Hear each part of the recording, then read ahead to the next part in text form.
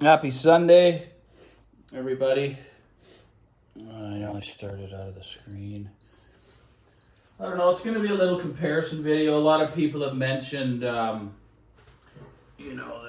spatial and the grams and stuff like that. So I just want to do a little video on my take on the differences just between box designs and the open baffle. I knew that I wanted to get the massive sound and as big a sound and as hard hitting and dynamic as I possibly could in my little room because sometimes I like to let loose and listen to hard rock and even metal, right? So I thought, well, these open baffles, they look massive, like dual 15-inch speakers, but I mean, how the hell are they gonna not just blow me out of the room, like with bloated bass and all that stuff. Those were the preconceived notions. So was I ever wrong, man? I did know that they were supposed to. The topology is meant to eliminate the room. That's what they do. For one, they're really easy to drive. For the most part, the other designs I've seen, like Pure Audio Prod, they're all 94, 96 dB, which is good. But that doesn't mean they don't like power, because I've done both with them, and they're happy with both topologies, right?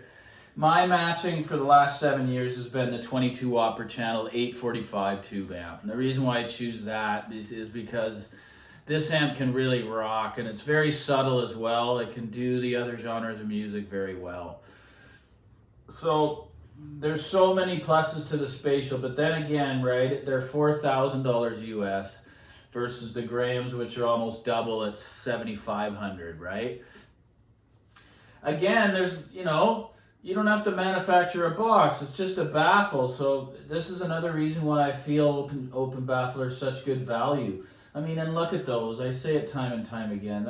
In my opinion, they're just so gorgeous. Well, both of them are, but the baffles are, I don't know. You got it right with that simple, understated design, Very modern yet elegant and industrial, kind of like my components, right?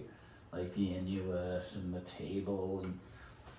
But I've been enjoying them for so long. Sure, for this money, you're not gonna get the ultimate refinement. What you're gonna get with these are lightning fast bass, like a lot of speed, which is a joy with a driver that big. I've heard the Clips Cornwalls and things. It was a little bit loose and tubby for my liking.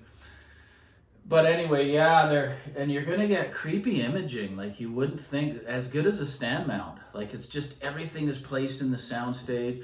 I'm getting things going on beside me in the listening chair, although they're trapped so close to the sidewalls. I can't pull them out anymore. It's just the best I can do in this room, and it still sounds excellent, right? So there's just so many pluses to the open baffle. You can drive them with any topology you want. They're easy to drive. They image like a stand mount. The bass is incredible. They look great. I mean, you can place them anywhere in a room. I mean, how can you go wrong with that? I mean, if you haven't tried them and you have the ability to do so, please do it. For me, I believe in a large room, they would still require subs because it's a directive bass. It really is. You stand up and the sound does change. There's a real sweet spot with these speakers, which is where I sit. So then we go over to the grams, and look at them, right? I don't know why they're $3,000 more than the Harbeth equivalent. Never had the Harbeth, but I always really wanted to know what the BBC was all about and what true resolution and clarity and that kind of thing was about. And boy, did I ever when they came in. Just absolutely fantastic.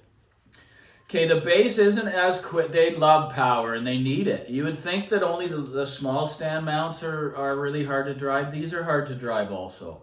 The Timekeeper monoblocks, the Bursons, which had a rating up to 180 watts per channel, they couldn't do it.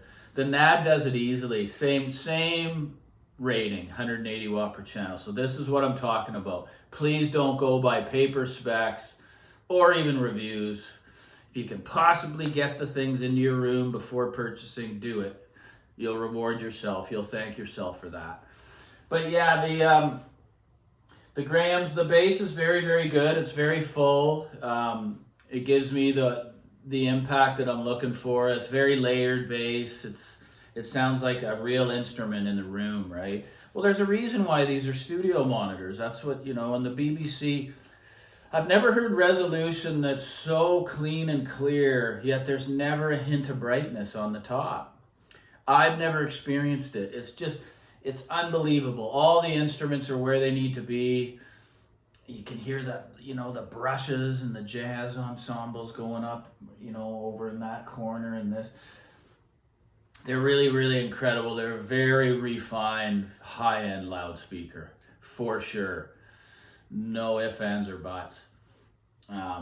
But yeah, I didn't expect them to be so hard to drive, but I found out the hard way. Lucky I was able to return the Bursons because they had wonderful mid-range. The top end with the Bursons which was one of the best I've ever heard in a power amplifier, is very similar to the NAD, even though different topologies. They're both excellent, but the NAD wins on the bass, and just the realism of the bass and the layering is just as good. It's just got more. It extends more, and that's what I need when I'm listening. Another thing about both these speakers, which is it's almost a deal breaker if they can't do it for me. Around 65, 70 dB listening levels, everything is there. It's full. The sound it's just all there. It's incredible. And when it isn't, when it's thin and just sounds like a clock radio. No, I'm telling you, the Grahams excel at that, as do the Spatials. So they're both excellent speakers in their own right. Obviously, you can't get the M3 Triode Masters anymore. Remember, they're a dipole design, meaning there is a compression driver on the back. There's just, he's got a new design. They're way more expensive. That's the one thing I don't like about companies when they change so often. Like the LS59s have been current for years. The only thing that changes with those is the price. Unfortunately, they keep going up. Why change that, right? It's just absolutely gorgeous.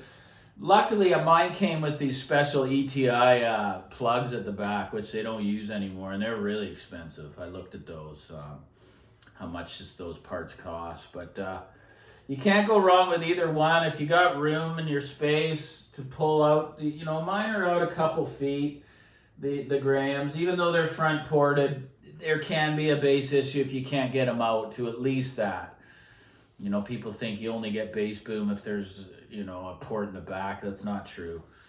They need to come out, which, they're as good as I can do in the room. And if they weren't good enough and were causing me issues, they would have been sold. So that's the difference with the two. I get a lot of questions about it. You can't go wrong, but if it were me and I had a smallish space, 8 by say 10 by 12 or something, and you sit yourself, say 6 feet away, man, the open baffle it's got to be heard to be believed, and that's a fact.